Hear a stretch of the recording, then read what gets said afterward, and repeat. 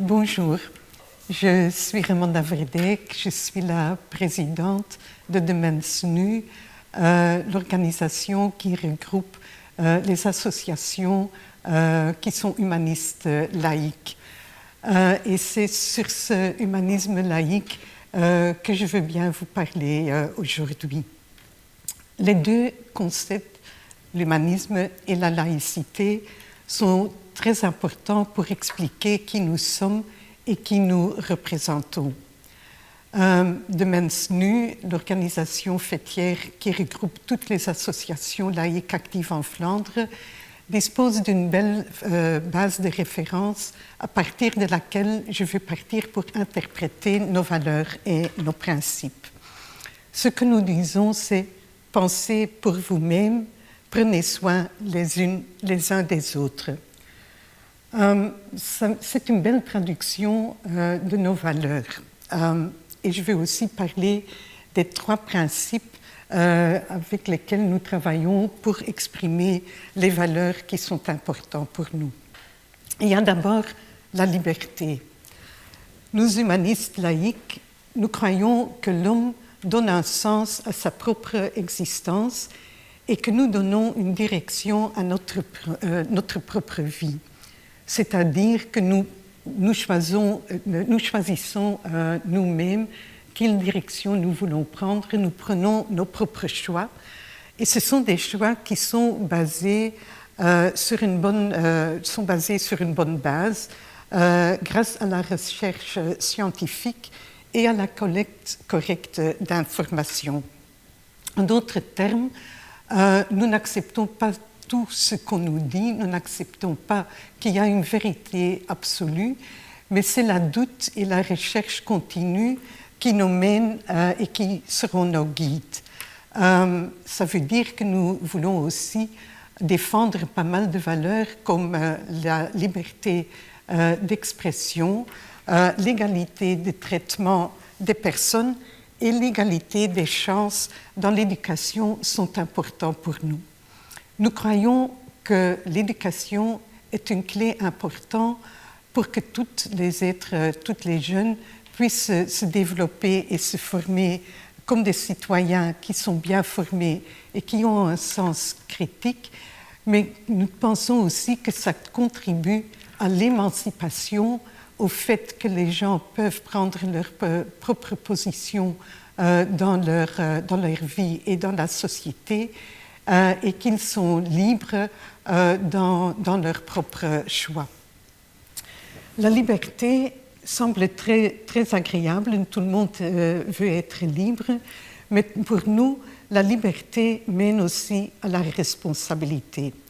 Pour nous, la liberté n'est pas illimitée, c'est-à-dire, comme on le dit souvent dans la phrase suivante, ma liberté s'arrête à la liberté des autres, ce qui implique que nous sommes conscients du fait que les actes que nous faisons, de ce que nous faisons dans la vie en général, que ça a un impact sur les autres et que cette conscience, cette prise de conscience nous interpelle.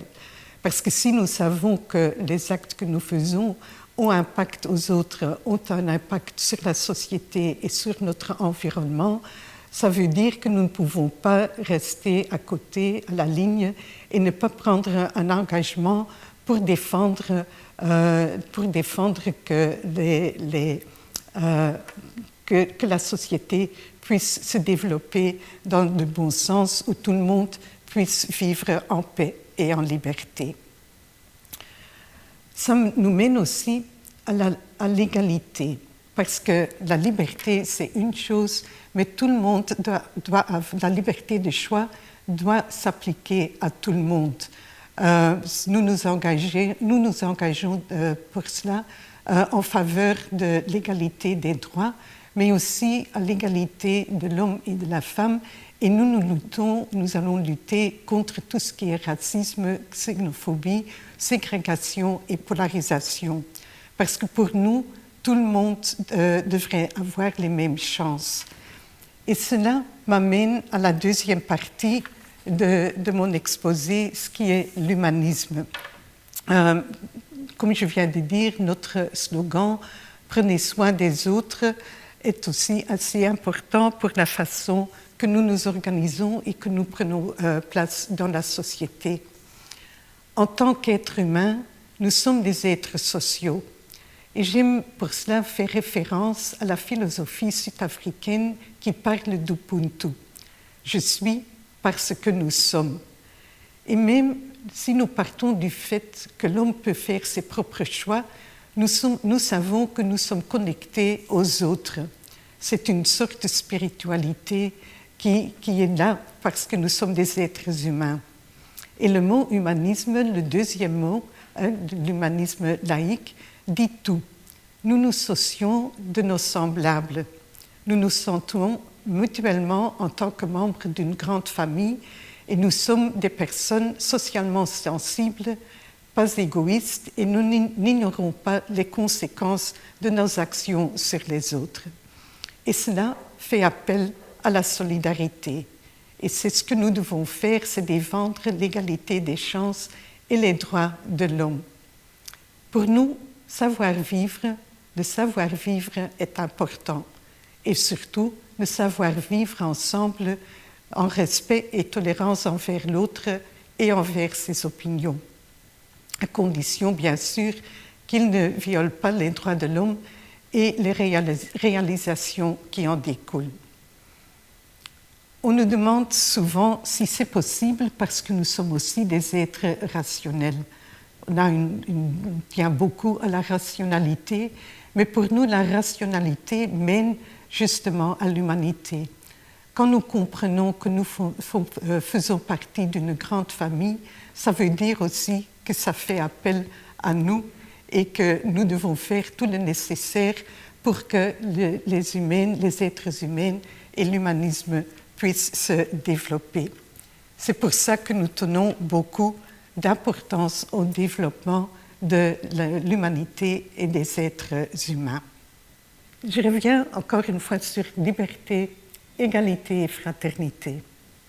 Comme nous utilisons ces mêmes termes que ceux utilisés dans la franc-maçonnerie, on nous demande souvent si les personnes qui sont liées à l'humanisme laïque et à nos associations, si ce sont aussi des francs-maçons. La réponse est simple, c'est non. Il y a beaucoup d'humanistes laïques qui sont en effet des francs-maçons parce que nous partageons les mêmes valeurs dans les associations humanistes laïques que dans la franc-maçonnerie. La franc-maçonnerie est une association complètement différente. Il y a beaucoup d'humanistes laïques qui ne sont pas du tout francs-maçons. C'est un chemin propre pour travailler à soi-même, pour s'améliorer, pour se perfectionner, avec l'idée que quand on devient meilleur comme être humain, on peut aussi contribuer à un monde meilleur parce que le travail qu'on fait comme franc-maçon doit aussi être extériorisé vers le monde, vers l'extérieur et vers les autres humains. Entrer dans la franc-maçonnerie demande un parcours. On est examiné sur les valeurs, si on partage effectivement ces trois valeurs de liberté, égalité et fraternité, mais on veut aussi savoir si la personne qui veut entrer est sensible au rituel et au symbolisme. Parce qu'en maçonnerie, on travaille avec des symboles comme outil pour travailler à soi-même et comme outil pour se perfectionner et pour devenir une meilleure personne qui contribue à un monde meilleur.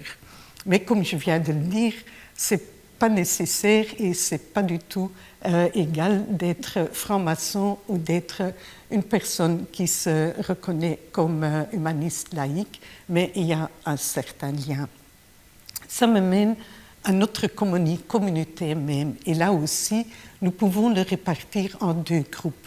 Il y a des gens qui se reconnaissent dans nos valeurs, qui se reconnaissent dans l'humanisme laïque, et qui se sentent attirés par les idées que nous avons et qui veulent aussi y participer, mais pas comme membres de l'une ou l'autre association ou organisation, mais comme être humain qui fait ses propres choix dans la vie et qui pense aussi que c'est l'homme même, que c'est l'être humain qui donne sens à son existence.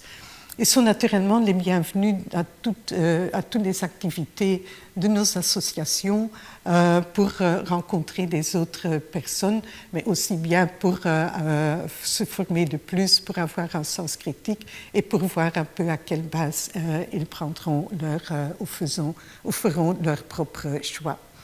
À côté de cela, nous avons aussi les organisations structurées. Nous avons du côté flamand, on a 37 associations qui sont membres de Domaine SNU. En communauté francophone, en communauté française, ils ont 27 associations qui sont liées au Centre d'action laïque, le CAL, qui représente en communauté française la communauté laïque humaniste. Et il y a vraiment une grande diversité entre les diverses associations. Il y en a qui travaillent comme associations socioculturelles, qui organisent des activités qui peuvent être des débats, mais qui organisent par exemple aussi les fêtes de la jeunesse humaniste, donc la transition entre la période d'enfance et d'adolescence. Il y en a qui rédigent des publications pour répartir les idées de l'humanisme laïque. Il y en a qui travaillent sur les dossiers éthiques, comme par exemple de Mark Barmans, qui travaille sur tout ce qui est sciences médicales et les questions éthiques qui se posent avec le développement de tout ce qui est le développement des sciences médicales. Donc vous voyez, c'est vraiment une diversité d'associations qui se retrouvent partout en Flandre et en communauté française. À part de cela, nous avons aussi les maisons de Domaine SNU, les maisons où il y a des personnes qui sont des consulants éthiques, des consulants moraux qui soutiennent des personnes qui ont des difficultés pendant leur vie, par exemple après un décès, après un divorce ou qui ont des problèmes personnels. Ils peuvent retrouver là un refuge pour parler avec des personnes qui leur tiennent une oreille à l'écoute, pour parler de leurs problèmes, pour être soutenus et pour pouvoir partager tous les soucis qu'ils ont. D'autre part, nous partageons naturellement aussi des moments joyeux, comme par exemple un mariage ou la naissance d'un enfant, où il y a aussi des cérémonies pour accueillir un bébé ou pour fêter le divorce, le mariage de certaines personnes. Donc là aussi, il y a un grand soutien qui se fait dans ces maisons, mais aussi dans les prisons ou dans les hôpitaux et même dans la défense. Il y a des consulants moraux qui vont pour soutenir les gens quand ils ont besoin d'avoir une oreille qui leur écoute. Naturellement, ils soutiennent aussi, nos maisons de la laïcité soutiennent aussi les organisations qui travaillent dans leur région. Il y a vraiment une grande coopération entre les différentes associations et ils se soutiennent pour vraiment travailler sur la rencontre de personnes, pour réunir des personnes et pour être présents au moment de difficultés dans la vie humaine.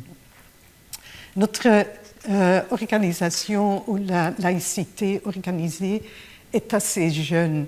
Pour la communauté flamande, de Univrezinnige Verenigingen, donc Domaine SNU, l'association des organisations humanistes laïques, est née en 1966 Et le Centre d'action laïque a été créé en 1969, ce qui est tout à fait assez récent, ce qui ne veut pas dire qu'il n'y avait pas encore d'associations qui travaillaient déjà pour les idées, pour répartir les idées de l'humanisme laïque, mais qui n'étaient pas regroupées dans une association qui allait défendre les valeurs pour toute la communauté.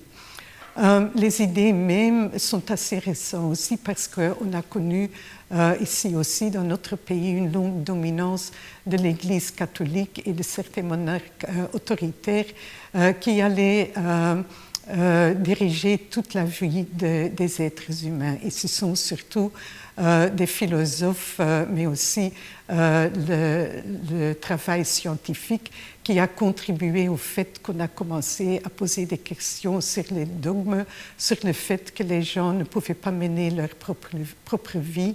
Et de plus en plus, il y avait des personnes qui se sont dirigées vers la philosophie de garantir que les gens puissent faire leur propre choix et pouvaient donner sens à leur propre vie. Mais même après la naissance de ces organisations, ça a quand même encore pris pas mal de temps en Belgique avant que la philosophie humaniste laïque a été reconnue. Et ça nous a pris jusqu'en 1993 avant que la communauté, la société et le gouvernement aient reconnu notre philosophie comme une philosophie qui pouvait trouver sa place à côté des religions et des autres cultes. Et ça nous a même pris jusqu'en 2002, le 21 juin, c'est la journée mondiale de l'humanisme laïque.